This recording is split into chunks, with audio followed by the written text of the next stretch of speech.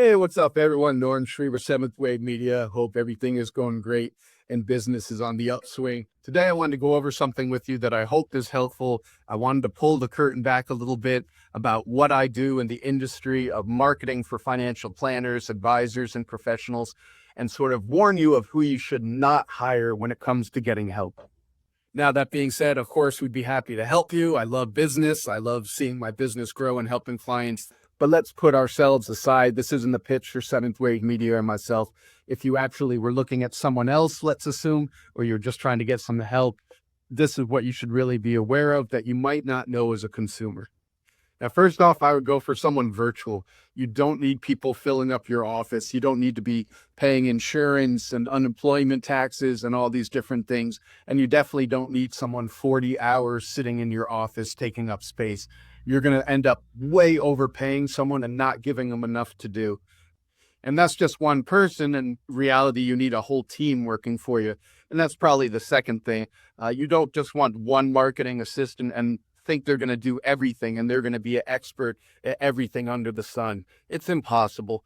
No one could really be an expert at email marketing and website building and video editing and creation and graphic designer and writing and social media. It just doesn't work. So you definitely want a team approach.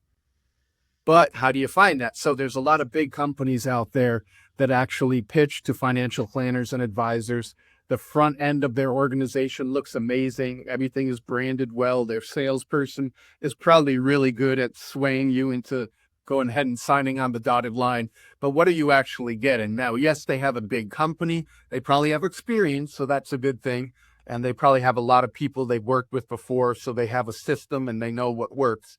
But they're going to hand you off immediately once you sign to a very low-level person making a little more than minimum wage, who's going to be your account executive and the person helping you. And honestly, you probably get lost in the shuffle. When you want something, the timing, it's going to take a long time for them to get back to you. Anything custom that you want, they probably won't be able to do or won't be easy.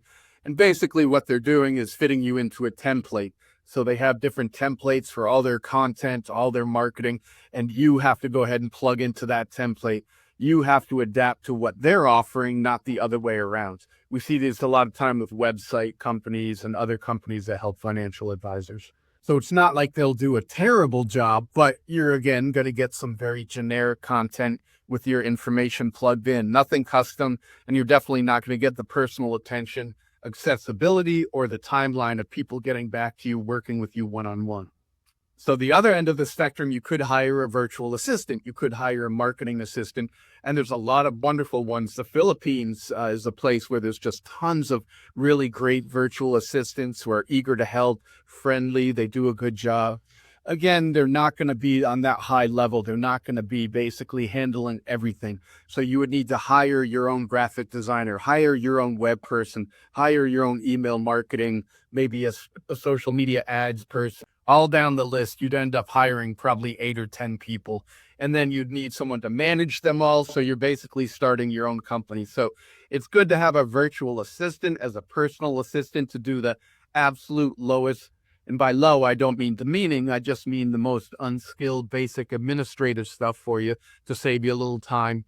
But that's probably not who you want to handle your marketing.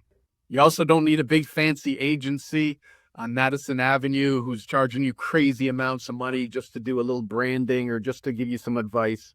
And the other thing I would say as a tip for you as you're searching for a good marketing department, a marketing service, a marketing person, is actually hire someone that you find them, not they find you. So for instance, there's a lot of people that run ads on social media.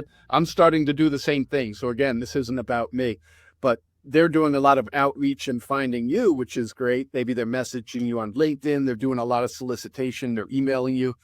But in fact, you want to talk to people in your study groups, in your organization, in your company, your peers, and find out who they're using, who they highly recommend. There's absolutely nothing better than a personal recommendation. And so if you know someone's doing a good job for one of your cohorts, your peers, they're probably going to do a good job for you. So that personal recommendation still works. So that's a couple tips. I really hope that's helpful when you're trying to find someone to do your marketing for your business.